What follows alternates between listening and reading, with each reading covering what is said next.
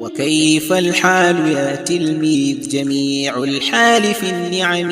جزاك الله أستاذي بدار الخلد ذا القمم. بها أنهار من لبن وخمر ما لها سقم. Don't say everyone is going to Jannah.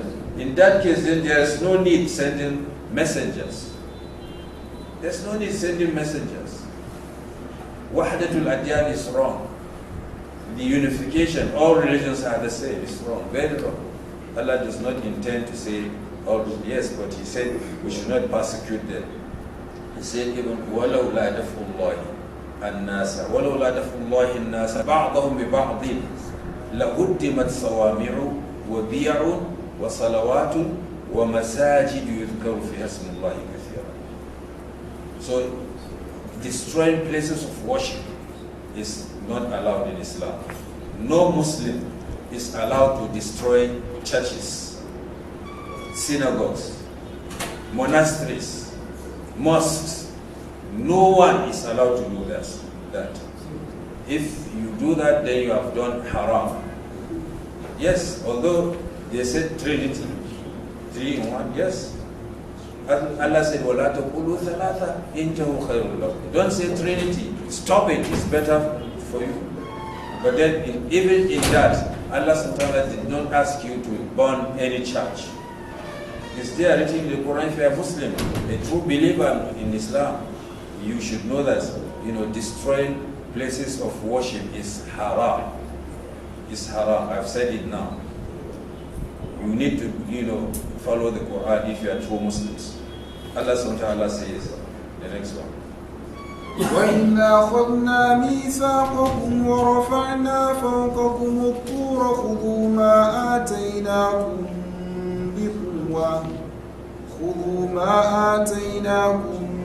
بِقُوَّةٍ وَاذْكُرُوا مَا فِيهِ لَعَلَّكُمْ تَتَّقُونَ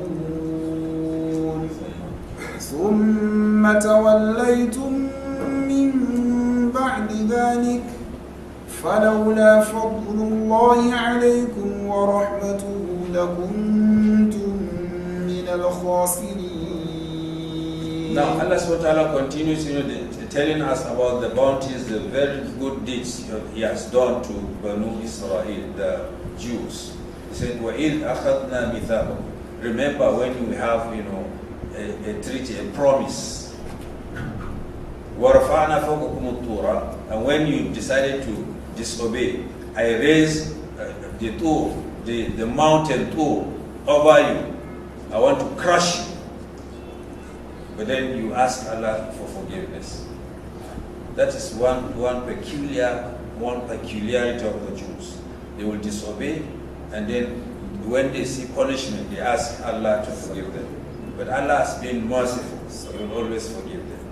So that is one thing. If you commit an offense, however grievous it is, when you ask Allah to forgive you, He forgives. Allah is not just like a human being. It's not a human being. When you provoke me, when you say sorry 1,000 times, I may not be that, forgiving. But Allah subhanahu wa ta'ala forgives.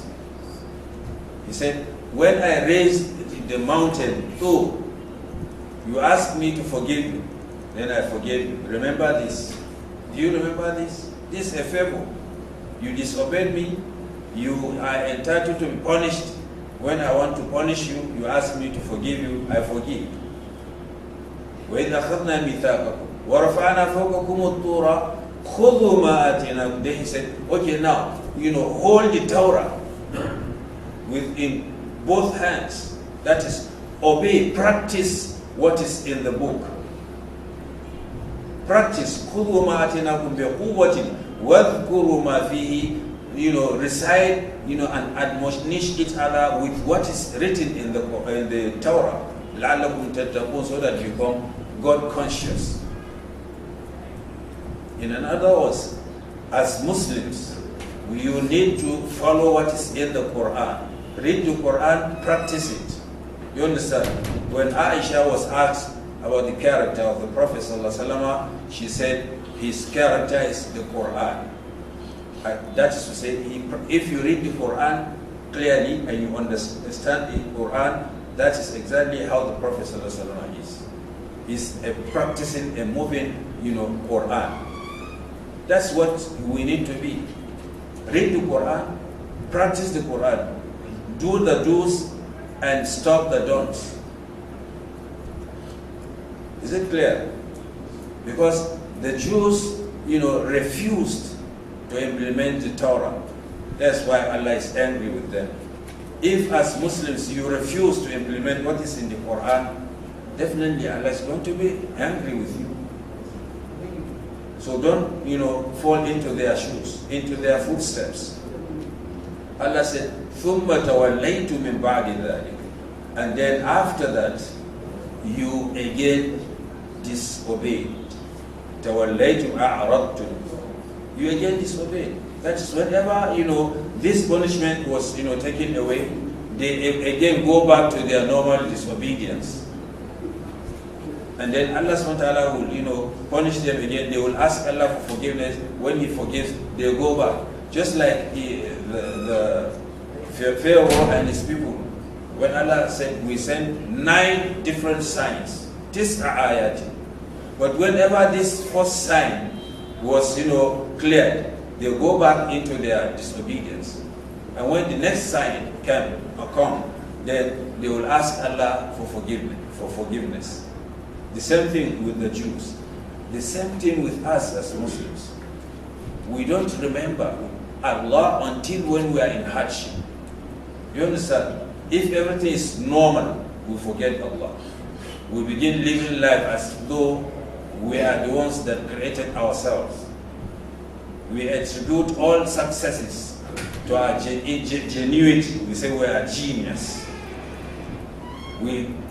Or we are brave. We are experts. We are senior drivers, senior this, senior that.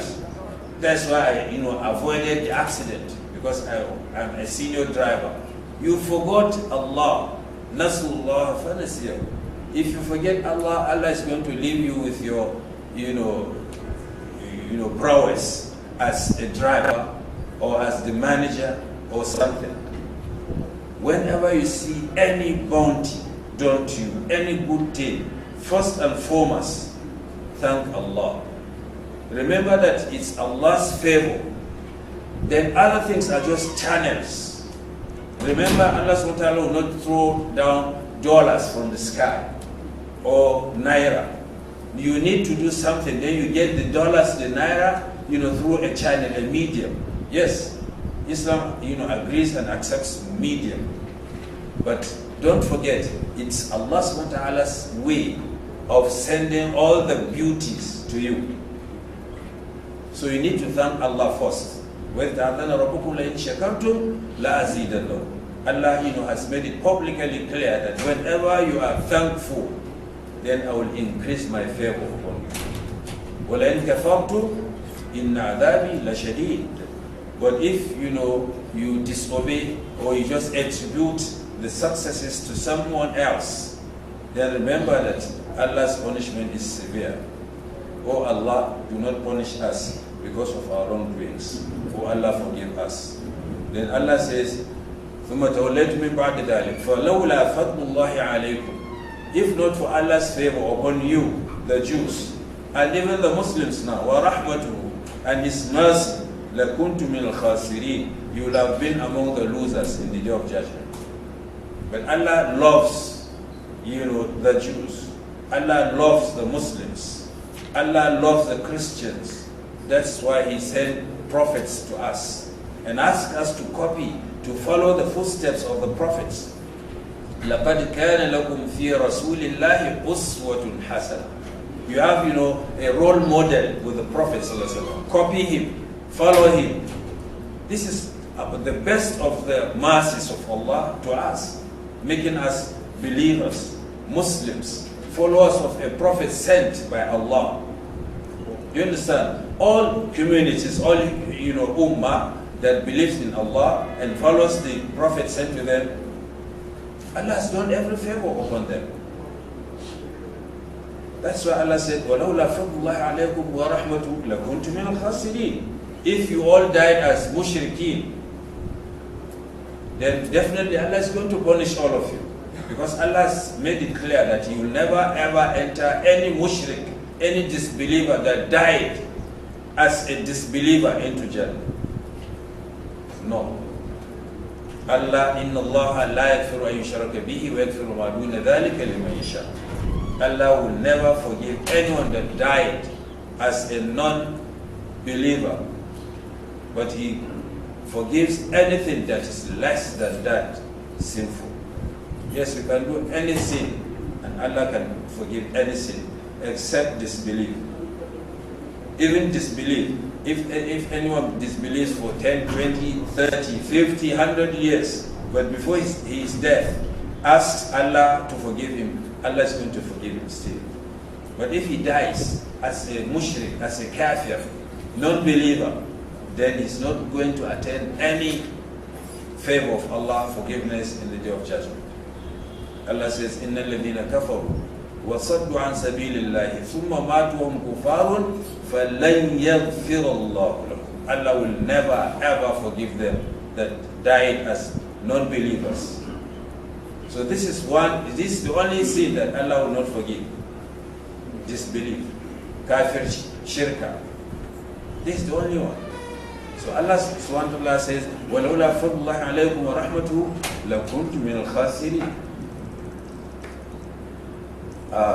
This is verse 64. Oh, I think we can stop here. Let me address part of the issue we started yesterday. Inshallah.